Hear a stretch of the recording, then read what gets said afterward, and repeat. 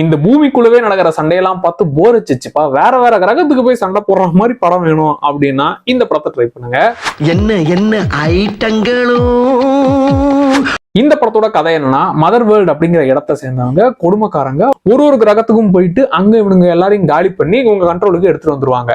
அப்படிதான் ஒரு கிராமத்துக்கு வந்து, என்னப்பா உங்க கிராமம் நல்லா செழிப்பா இருக்குது, விவசாயம் எல்லாம் நல்லா பண்றீங்க போல, என்ன பண்றீங்க, எல்லாம் விவசாயம் பண்ணி அறுவடை செஞ்சு எங்க கிட்ட கொடுத்துருங்கன்னு ஒரு ஆர்டரை போட்டு டைம் பீரியடும் கொடுத்துட்டு இவங்க கிளம்புறாங்க.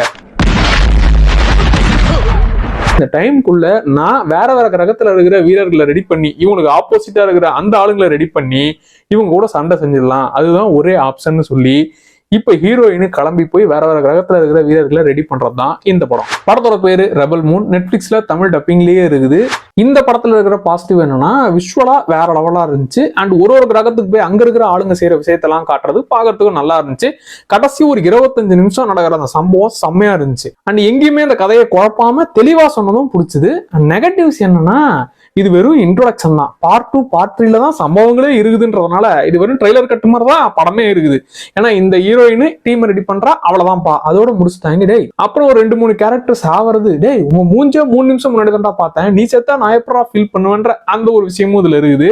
எனக்கு இந்த படம் எங்கேயுமே போர் அடிக்காம போச்சு. இன்னும் ஒரு 4 மாசத்துல பார்ட் 2 வருது இல்ல, சோ அதுல இருந்தா கதையவே ஸ்டார்ட். அது என்னன்றதை பார்ப்போம்.